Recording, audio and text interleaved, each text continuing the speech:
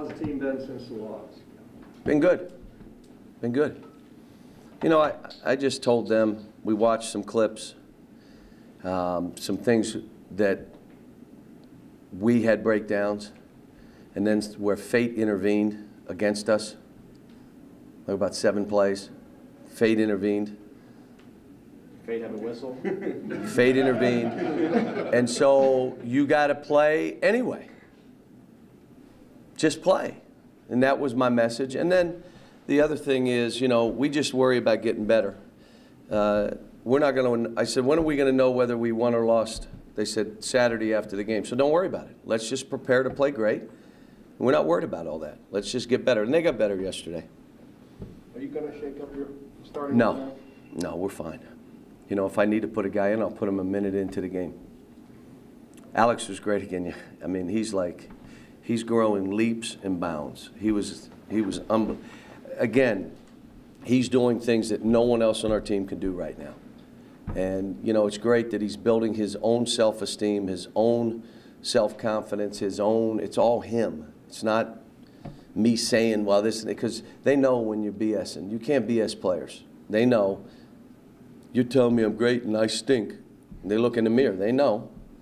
And he's doing some things. He's making jumpers now, making his free throws. It's all, but it started with that base foundation. Get in shape mentally. Get yourself right. And you can't get mentally right until you physically can push through comfort levels and get yourself to where you've never been. And that's what he did. Is that play at the end of the game, the offensive rebounds? Unbelievable. No one else. I don't know of another player in the country that could make that play, and I know no one on our team could have made it. And would he have made that play? No, he would have never gone after the ball. He would have never attempted. And then when you talk to him about it, why didn't you go after it? His head would have went down. He would have slumped. And that's what he was then. But now he can be alert because he's in great shape. He can be alert because he's busted through comfort levels. He's doing more than he's ever thought he can do. And it just took him more time. I mean, these kids are on different timetables. They all are. Besides the conditioning thing, what's different about him defensively? Because you can seem awfully good when he's on the floor. Yeah, because he can stay in a stance, he can bounce, he can think. He's not looking like, how can I stop, where can I cut a corner? He's just playing. And it all comes back to the same thing. I mean, we you know, again, for him, and I'm talking to all these guys, you can't deal with the clutter, all the other stuff out there. And he had to deal with clutter. It's this, it's that. He likes him more if you did this and that. And no one in that clutter makes these kids take responsibility. At some point, you got to be a man and man up. And it isn't about another player in the team. It is not about the coach. It's about me.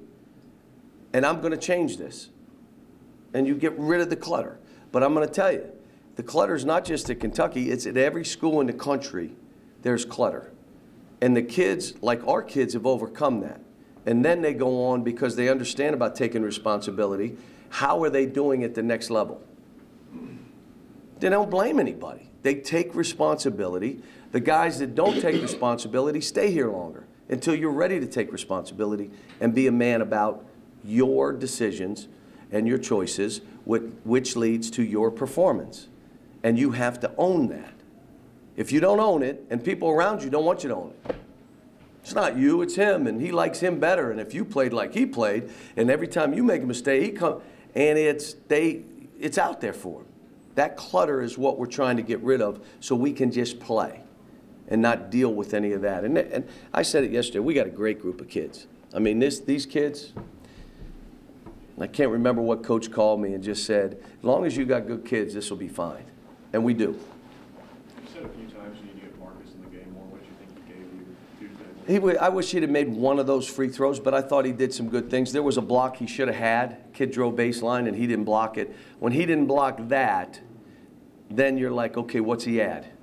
So then I took him out. But if he had blocked that, he'd have played more.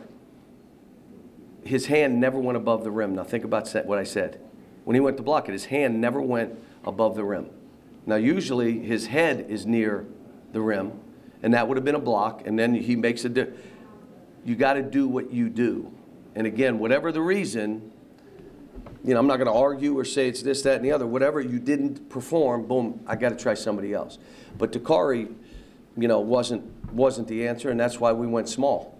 because Dakari just was giving up basket after basket after basket. Something going on with Willie in that game? You talked about sort of a non-factor. He seemed a little Just out of it. he was, and they're not machines, but he was unbelievable in practice yesterday. He knows. He's taking responsibility. He knows it wasn't what I said or did. It wasn't what a teammate was doing. It was his performance. He owned it. Now I got to change it. And that's where you grow. After the game, and I wasn't in there immediately after the game, but James tried to apologize to his team, and they're all like, stop. You don't make the three, we're not even here. I could have got the ball. Another guy said, I was standing there too, James. Don't you do that.